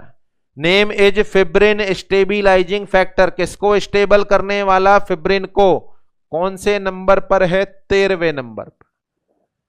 मेरे हिसाब से आप सभी साथियों के लिए केवल यह मैटर है, और शायद इन 4 फैक्टर्स को मुझे नहीं लगता कि जिंदगी भर आपको याद रखने की आवश्यकता या अब आप याद रखें। क्लॉटिंग के लिए सबसे कीमती फैक्टर फिब्रिनोजन, कौन से नंबर पे? 1 नंबर पे। अच्छा, लास्ट परिणाम क्या होगा? फिब्रिनोजन फिब्रिन में कन्वर्ट होगा। फिब्रिन को स्टेबल करने वाला सबसे लास्ट में काम में आएगा, अभी पढ़ाऊंगा भी मैं, सबसे लास्ट में काम आएगा। देखो 13वां नंबर, 1 नंबर पे फिब्रिन, 13 नंबर पे फिब्रिन स्टेबिलाइजिंग फैक्टर।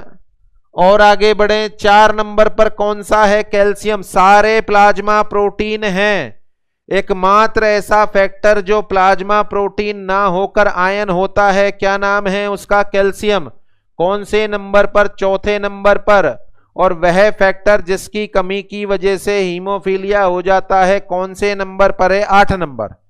तो याद रखने वाले 4 नाम हो गए, 1 4 8 13।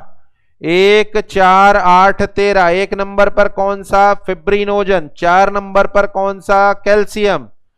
8 नंबर पर कौन सा? Anti haemophilic factor. और 13 नंबर पर कौन सा? Fibrin stabilising factor. तो इन 4 फैक्टर को मुझे नहीं लगता याद रखने में आपको समस्या होगी। 2-3 पॉइंट और बताए हैं मैंने। 6 नंबर पर फैक्टर पूरी तरीके से एब्सेंट है, हटा सकते हैं क्या? नहीं हटा सकते, इसको नहीं हटा सकते। जो साइंटिस्टों के नाम हैं वो उन्होंने खोज के आधार पर दिए हैं, परंतु 9 नंबर पर जो क्रिसमस फैक्टर है वह मरीज के नाम के आधार पर दिया हुआ है। Is that clear? तो ये क्लॉटिंग फैक्टर का डिस्क्रिप्शन हो गया। नेक्स्ट पॉइंट, इन सारे के सारे क्लॉटिंग फैक्टर का निर्माण कहां पर होता है? तो देखें, सारे के सारे क्लॉटिंग फैक्टर का निर्माण होता है लीवर में। सारे के सारे क्लॉटिंग फैक्टर का निर्माण कहां पर होता है? आंसर देना है, सारे के सारे क्लॉटिंग फैक्टर का निर्माण होता है लीवर में। अच्छा, लीवर में इन क्लॉटिंग फैक्टर के निर्माण के लिए और इनमें से कुछ फैक्टर को एक्टिवेट करने के लिए, इन क्लॉटिंग फैक्टर के निर्माण के लिए और इनको एक्टिवेट करने के लिए एक विटामिन की आवश्यकता होती है। उस विटामिन का क्या नाम है? विटामिन के। उस विटामिन का क्या नाम है? Vitamin K. क्लॉटिंग फैक्टर को बनाने के लिए नेसेसरी विटामिन का नाम बता दो। आंसर है विटामिन के। अच्छा, विटामिन कहां से मिलता? विटामिन के कहां से मिलता है अपन को? सीधा सा आंसर है, डाइट से मिलता है। विटामिन के कहां से मिलता है अपन को? सीधा सा आंसर है, डाइट से मिलता है। अब यहां पर एक बेहद महत्वपूर्ण पार्ट और डील करेंगे अपन। देखें, विटामिन के जो डाइट के कंपोनेंट में आता है वह अपनी बॉडी में जाता है। देखिए, बॉडी में यहां अपन बनाएं, that is the oesophagus, stomach, इसके बाद ड्यूडीनम, देन जेजुनम, देन इलियम। उसके बाद इलियम ओपन होती है सीकम में। सीकम के बाद ascending colon, transverse colon, descending colon, sigmoid colon, rectum और anus. That is our GIT. That is our GIT. Oesophagus, stomach, small intestine. Small intestine के 3 हिस्से, ड्यूडीनम, जेजुनम, इलियम। इलियम के बाद सीकम, फिर कॉलोन स्टार्ट हो गई, ascending colon, transverse colon, descending colon, sigmoid colon, rectum और anus. जितने भी विटामिन अपन खाते हैं, ए, डी, ई, के, बी कॉम्प्लेक्स, सारे के सारे विटामिन का 90 से 95%, किसी किसी का तो 99% एब्जॉर्प्शन इलियम तक हो जाता है। इन सब का एब्जॉर्प्शन कहां तक हो जाता है? इलियम तक हो जाता है, 90 से 95%। तो यदि vitamin A, D, E, B complex सबका एब्जॉर्प्शन कहां पर हो रहा है? स्मॉल इंटेस्टाइन में हो रहा है। यदि लार्ज इंटेस्टाइन में कोई खराबी है तो इनके एब्जॉर्प्शन पर तो कोई फर्क नहीं पड़ेगा। फिर से सुने, लार्ज इंटेस्टाइन में कोई खराबी है तो इनके एब्जॉर्प्शन पे कोई फर्क नहीं पड़ेगा, क्योंकि इनका एब्जॉर्प्शन स्मॉल इंटेस्टाइन में हो रहा है 90 से 95%। बट जो विटामिन के होता है, ये विटामिन के आपने खाया, स्टोमक में गया, स्टोमक में जाने के बाद स्मॉल इंटेस्टाइन में गया, तो 60-70% तो यहां एब्जॉर्ब होगा, 60-70% तो स्मॉल इंटेस्टाइन में एब्जॉर्ब होगा, और 30-40% इसका एब्जॉर्प्शन लार्ज इंटेस्टाइन में होगा। यानी और विटामिन से तुलना करें, और विटामिन से तुलना करें तो विटामिन के का एब्जॉर्प्शन, विटामिन के का एब्जॉर्प्शन स्मॉल इंटेस्टाइन में भी होता है और साथ में लार्ज इंटेस्टाइन में भी होता है। विटामिन के का एब्जॉर्प्शन स्मॉल इंटेस्टाइन में भी होगा और लार्ज इंटेस्टाइन में भी होगा। लार्ज इंटेस्टाइन में बैक्टीरियल कन्वर्जन होता है इसका, और बाकी जो विटामिन है उनका एब्जॉर्प्शन केवल और केवल कहां पर होता है, स्मॉल इंटेस्टाइन में होता है। अगर मैं इस बात को कहूं इंसान की स्मॉल इंटेस्टाइन में कोई समस्या है तो विटामिन के एब्जॉर्प्शन पर क्या फर्क पड़ेगा, सबका एब्जॉर्प्शन कम हो जाएगा, सबका एब्जॉर्प्शन कम हो जाएगा। क्या वर्ड बोल रहा हूं मैं, स्मॉल इंटेस्टाइन में कोई समस्या है तो क्वेश्चन को मॉडिफाई करें। यदि किसी इंसान की लार्ज इंटेस्टाइन खराब है, इन कॉलन का ट्यूमर है, अल्सरेटिव कोलाइटिस है, या लार्ज इंटेस्टाइन में कोई भी पैथोलॉजी है, तो कौन से विटामिन का एब्जॉर्प्शन अफेक्ट होगा? मेरे हिसाब से इनका तो नहीं होगा। What is the right answer, vitamin के का। What is the right answer, vitamin के का। तो देखें, ये मतलब नहीं है कि विटामिन के का सारा एब्जॉर्प्शन लार्ज इंटेस्टाइन में होता है, नहीं, बट यूं मान लो 50-50 होता है। तो लार्ज इंटेस्टाइन खराब है तो बाकी विटामिन के एब्जॉर्प्शन पर फर्क नहीं पड़ेगा, केवल और केवल कौन से विटामिन के एब्जॉर्प्शन पर फर्क पड़ेगा, आंसर है विटामिन के।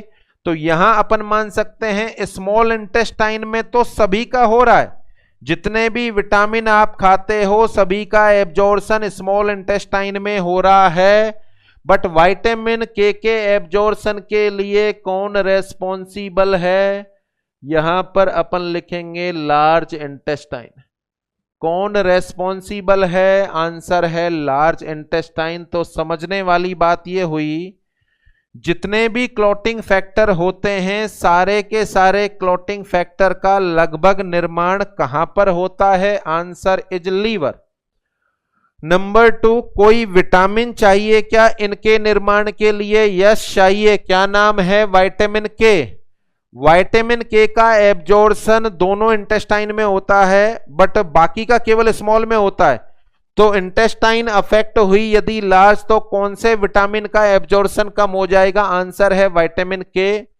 विटामिन के जिन पर्टिकुलर फैक्टर के एक्टिवेशन और बनाने के लिए रेस्पॉन्सिबल है, उनमें मेन नाम है 2 number, 7 number, 9 number, 10 number. 2 number, 7 number, 9 number, 10 number, सबसे ज्यादा 2 नंबर, 7 नंबर, और इनमें भी अपन बात करें तो सबसे ज्यादा 2 नंबर। देखिए आगे मैं आपको PTINR पढ़ाऊंगा तो ये शब्द आपसे पूछा जाएगा और आपको आंसर देना है। विटामिन के सर्वाधिक किसके निर्माण से एसोसिएट है, आंसर है factor number 2, factor number 7, factor number 9, factor number 10, सबसे ज्यादा किसके साथ, फैक्टर नंबर 2। अब देखें यहां पर एक वर्ड पढ़ाने के लिए आपको ये सारी चीजें समझाई गई। वर्ड है क्लॉटिंग डेफिशिएंसी, वर्ड है क्लॉटिंग डेफिशिएंसी। किसी भी इंसान में क्लॉटिंग डेफिशिएंसी डेवलप हो जाएंगी, क्लॉटिंग डेफिशिएंसी डेवलप हो जाएंगी कौन कौन सी स्थिति में, सोचो आप। स्थिति नंबर 1, यदि कल से मैं विटामिन के खाना कम कर दूं, मैं मेरी डाइट में विटामिन के लेना कम कर दूं, तो बताओ क्लॉटिंग डेफिशिएंसी हो जाएंगी, बॉडी में क्लॉटिंग फैक्टर का लेवल कम हो जाएगा। Point number 1। Point number 2, large intestinal disorder, large intestinal disorder में भी क्लॉटिंग डेफिशिएंसी हो जाएगी। पॉइंट नंबर 3, लीवर डिसऑर्डर, अगर लीवर में बीमारी होगी तो भी क्लॉटिंग डेफिशिएंसी हो जाएगी। तो देखें, क्लॉटिंग डेफिशिएंसी का मतलब शरीर में क्लॉटिंग फैक्टर की कमी है। शरीर में क्लॉटिंग फैक्टर की कमी कब कब होगी? पॉइंट नंबर 1, यदि आप डाइट में विटामिन के नहीं ले रहे हो तो, यदि आप डाइट में विटामिन के नहीं ले रहे हो तो बोले तो vitamin K deficiency in diet. Point number 2, liver cirrhosis. Point number 2, liver cirrhosis. Liver cirrhosis है तो क्लॉटिंग डेफिशिएंसी हो जाएगी। Point number 3, large intestinal disorder. Large intestinal disorder, for example ulcerative colitis. देखिए, अल्सरेटिव कोलाइटिस वाले इंसान को अपन vitamin के का इंजेक्शन लगाते हैं। अल्सरेटिव कोलाइटिस वाले इंसान को विटामिन के का इंजेक्शन लगाते हैं। पर्पज एक ही होता है विटामिन के लगाने का, क्योंकि लार्ज इंटेस्टाइन में बीमारी है, इस वजह से विटामिन के का एब्जॉर्प्शन नहीं हो रहा। और अपन बात करें तो एक दवाई आती है जिसका नाम है वारफेरिन। आगे पढ़ेंगे अपन क्लॉटिंग खत्म होने के बाद। वारफेरिन एक एंटीकोगुलेंट है, ब्लड को पतला करने वाली दवाई है। इसका मैकेनिज्म ऑफ एक्शन होता है, यह विटामिन के को बाइंड कर लेती है। इसका मैकेनिज्म ऑफ एक्शन होता है, यह विटामिन के को बाइंड कर लेती है। सोचो, विटामिन के बाइंड होगा तो शरीर में कमी होगी, शरीर में कमी होगी तो क्लॉटिंग फैक्टर का बनना कम हो जाएगा। क्लॉटिंग फैक्टर कम होंगे तो क्या हो जाएगी? Clotting deficiency. तो देखें, ये एक पर्टिकुलर पार्ट हो गया। यहां पर यदि मैं आपसे कहूं किसी पर्टिकुलर इंसान के अंदर लीवर खराब हो जाए तो क्या उसको ब्लीडिंग टेंडेंसी बढ़ जाएंगी या क्लॉटिंग डेफिशिएंसी हो जाएगी? यस, क्योंकि क्लॉटिंग फैक्टर का निर्माण लीवर में हो रहा। क्या लीवर सिरोसिस वाले मरीज को विटामिन के का इंजेक्शन लगाना चाहोगे? यस। क्या अल्सरेटिव कोलाइटिस या लार्ज इंटेस्टाइनल डिसऑर्डर वाले को विटामिन के का इंजेक्शन लगाना चाहोगे? यस। क्लॉटिंग डेफिशिएंसी हो जाती है, क्लॉटिंग फैक्टर कम हो जाते हैं जब कौन सी गोली चलाते हैं? वारफेरिन। कारण समझा दिया है मैंने, क्यों? कारण है कि विटामिन के को बाइंड करता है, और या फिर अपन ने डाइट में क्या लेना कम कर दिया है? विटामिन के। तो ये मीनिंग हो गया सारे के सारे क्लॉटिंग फैक्टर, और उनको बनने का डिस्क्रिप्शन आपके सामने है। सारे क्लॉटिंग फैक्टर में से याद रखने हैं आपको 4, 1 नंबर, 4 नंबर, 8 नंबर, 13 नंबर। सारे क्लॉटिंग फैक्टर कहां बनते हैं? लीवर में। ऑल आर प्लाज्मा प्रोटीन छोड़कर कैल्शियम को। सारे क्लॉटिंग फैक्टर को बनाने और एक्टिवेट करने के लिए कौन सा विटामिन चाहिए? विटामिन के। मेनली किसके लिए? 2, 7, 9, 10। 2, 7, 9, 10 में भी मेनली किसके लिए? 2 नंबर वाले के लिए। विटामिन के का काफी पोर्शन का एब्जॉर्प्शन कहां होता है? लार्ज इंटेस्टाइन में। तो लार्ज इंटेस्टाइन में बीमारी होने पर कौन से विटामिन का एब्जॉर्प्शन में डिफेक्ट आ जाएगा? आंसर है विटामिन के। क्लॉटिंग डेफिशिएंसी शब्द का मतलब है शरीर में क्लॉटिंग फैक्टर की कमी हो जाना। शरीर में क्लॉटिंग फैक्टर की कमी हो जाना। तो क्लॉटिंग डेफिशिएंसी कौन कौन सी अवस्था में डेवलप हो सकती है? आंसर है, यदि आप डाइट में क्या लेना कम कर दें? विटामिन के, या किसी इंसान का लीवर खराब हो जाए, या लार्ज इंटेस्टाइनल डिसऑर्डर हो, या फिर कौन सी थेरेपी चल रही है? Warfarin therapy. तो it is the meaning of clotting factor, description of clotting factor, formation, synthesis या स्टोरेज ऑफ क्लॉटिंग फैक्टर। अब अपन को प्रोसेस और स्टेप पढ़ना है कि क्लॉटिंग होती कैसे है, 13 के 13 फैक्टर कैसे काम करते हैं। तो 13 के 13 factor step by step upon next lecture में पढ़ने वाले हैं। उद्देश्य अपना रहेगा फिब्रिन बनाना। उद्देश्य अपना रहेगा फिब्रिन बनाना। तो I think all is clear. सारे क्लॉटिंग फैक्टर आपको समझ में आ गए। तो टाइम है जो ओवर, थोड़ा सा ज्यादा हो गया बट कोई नहीं, ये पूरा कराना था। तो आज के अभी के लिए इतना ही। बहुत बहुत धन्यवाद। कल अपन फिर से मिलते हैं। Thanks to all.